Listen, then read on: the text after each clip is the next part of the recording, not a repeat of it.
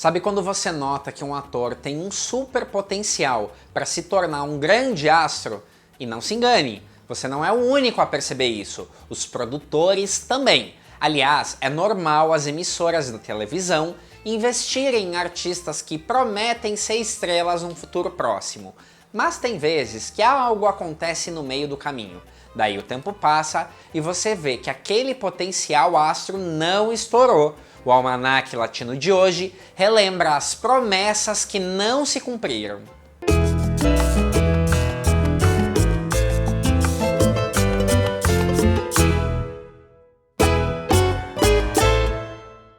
Olá, meu nome é Thiago Fernandes e esse é o Almanaque Latino, o canal onde novela mexicana é levada a sério. Uma promessa que tenho feito o possível para cumprir é trazer sempre vídeos novos por aqui. Para que isso aconteça, preciso da sua ajuda e é bem simples. Se inscreva no nosso canal. Quando você aciona esse sininho, o YouTube te avisa sempre que surge novidade no canal. Aqui no Brasil a gente não vê as novelas necessariamente na ordem em que elas foram produzidas no México. Já aconteceu, por exemplo, de vermos um ator como protagonista numa novela e o SBT colocar somente depois uma novela de um período na qual ele ainda era um artista em ascensão. De qualquer forma, a gente sabe quais são aqueles papéis que servem de degraus para voos maiores num futuro próximo. Em 2001, a Televisa fez uma grande aposta com o remake de um clássico da teledramaturgia que também já teve algumas versões no Brasil, O Direito de Nascer. Essa produção, que no México foi feita por Carlos Sotomayor, trazia como protagonistas os consagrados Kate del Castillo e Saúl Lisazo. Para quem conhece a história, sabe que um personagem fundamental é o filho perdido da protagonista, que é roubado dela ainda criança e se torna médico quando adulto. O icônico Alberto Limonta foi vivido nessa versão por um galãzinho juvenil promissor, Mike Biagio. Acontece que a novela, ainda que não tenha sido um desastre, não foi um sucesso de audiência.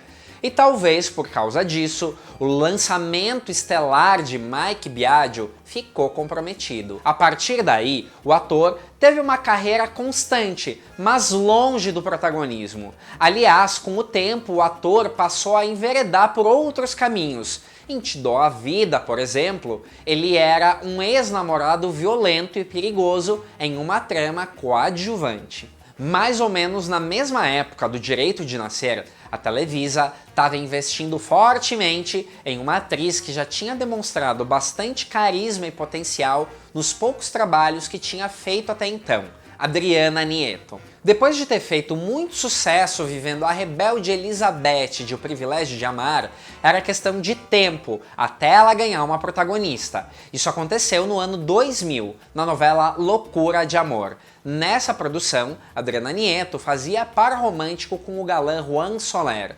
Tudo ia muito bem e a novela era um grande sucesso, mas com o tempo surgiram vários rumores de que os atores não se davam bem e que isso começava a afetar os bastidores. Um rumor que circulou na época envolvia o fato de Adriana Nieto não gravar cenas de beijo com Juan Soler, alegando que ele tinha cheiro de bebida alcoólica. A situação foi ficando tão tensa que o produtor Roberto Gomes Fernandes não teve outro remédio, a não ser demitir a atriz. Em plena reta final, a protagonista sofre um acidente e é substituída por Eren Castillo. Toda essa situação realmente fechou portas para Adriana Nieto, que ganhou fama de indisciplinada e difícil de trabalhar. Muitos anos depois, a atriz tem tentado retomar a carreira aos poucos. Ela fez algumas participações, mas pouco para alguém que tinha um caminho promissor pela frente. E eis que 20 anos depois de Loucura de Amor, Adriana Nieto e Juan Soler tiveram a oportunidade de se reencontrar em um programa de televisão. Dessa vez, Adriana se disse muito arrependida pelas atitudes dela e deu algumas explicações. Que carão! Segundo a atriz, na época da gravação da novela, ela era namorada daquele com quem mais tarde veio a se casar e que ele era um tanto ciumento. Ela admitiu que foi imatura ao lidar com a situação e que isso, somado ao estresse das gravações, foi azedando a relação entre os dois atores. Ela ainda citou que Juan Soler chegou a recomendá-la para um trabalho, mesmo depois de tudo o que aconteceu entre eles.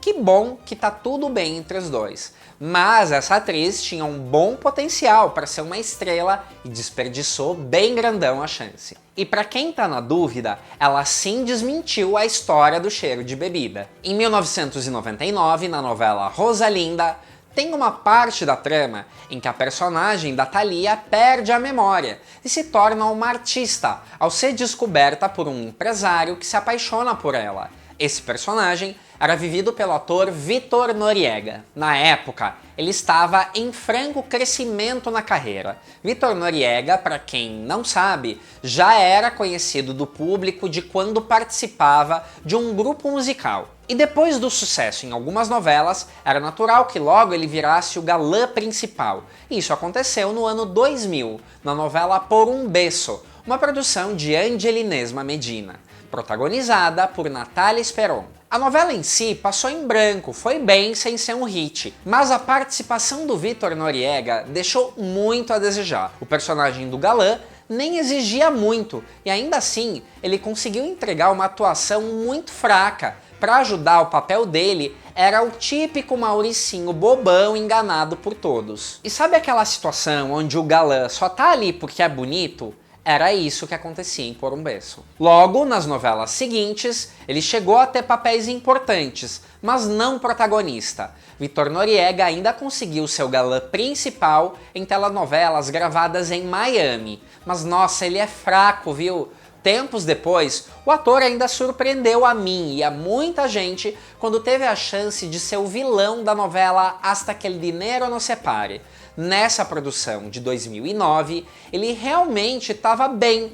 Não se sabe muito bem o porquê, desde então Vitor Noriega fez poucas participações em novelas. Um caso emblemático de promessa que não se cumpriu é o de uma possível rainha das novelas que abandonou tudo quando caminhava para o topo. Alison Loss foi revelada ainda pequenininha nas novelas infantis. Ela até chegou a protagonizar uma trama para crianças, mas o grande salto veio em 2007, quando foi selecionada para protagonizar uma trama super despretensiosa às tardes, mas que foi um enorme sucesso, Al Diablo con los Guapos. Essa, por sinal, entra naquela lista de novelas que até hoje eu não entendo porque o SBT nunca exibiu. Agora já tá tarde, mas eu tenho certeza que teria feito sucesso. Nessa novela, a Alison, na época com 15 anos de idade, vivia uma autêntica história de Cinderela e que deu muito certo com o público. Tanto que no ano seguinte, ela foi chamada para viver mais uma protagonista. Dessa vez na novela En Nombre del Amor, uma produção de Carlos Moreno, que também foi outro hit. Sendo tão jovem e com 2 sucessos na sequência, era natural pensar que ela tinha um futuro e tanto no gênero das telenovelas, mas Alison surpreendeu muita gente quando em 2010 anunciou que ia se retirar do meio artístico, se dedicar à família e virar testemunha de Jeová. Desde então, foram muitas as vezes que o nome dela foi cogitado para alguma produção, mas a atriz se mantém firme na decisão de se manter afastada da vida artística e diz que está muito mais feliz com isso. Há pouco tempo, ela até surpreendeu ao dar alguns detalhes sobre a sua decisão. Alison Loss contou que na época de En Nombre del Amor estava se sentindo muito exposta e recebia poucos cuidados da produção. Ela foi além. Disse que constantemente recebia ameaças que poderia ser demitida, que tinha que aceitar as condições impostas ou que poderia ser substituída. Pesado, né? Ainda mais que, se a gente for ver, ela era apenas uma adolescente de 16 anos nessa época. Nossa última promessa do dia é de um galazinho juvenil que foi ficando mais velho e aquele protagonismo adulto nunca chegou. E para piorar, se envolveu num escândalo que mais ainda pode decretar o fim da carreira dele. Eliezer Gomes teve inúmeras participações em novelas, sempre com personagens importantes, até que ele foi o galã da Dana Paola na novela infanto-juvenil Atrévete a Sonhar, um grande sucesso de 2009. Depois disso, ele passou a ser visto com mais frequência em tramas adultas. Uma delas a gente viu faz pouco tempo por aqui, quando ele viveu um playboyzinho falido em Amores Verdadeiros. Mas Eleazar Gomes nunca conseguiu ser visto pelos produtores como alguém que poderia encabeçar tramas adultas. Para complicar a situação em 2020, ele foi preso em flagrante, agredindo e estrangulando a namorada. Na época, ele inclusive foi demitido da novela na qual participava. Depois, ganhou o direito de responder o processo em liberdade. Isso porque ele sim confessou o crime. O ator agora tem 35 anos e resolveu investir na carreira de cantor, mas acho bem difícil ele emplacar na música com uma acusação dessas nas costas. Como deu pra ver, muitas promessas ficam pelo caminho. De quem mais você lembra? Quem você acha que foi injustiçado? Eu aguardo o seu comentário e se você gostou desse vídeo, deixe seu like e até mais.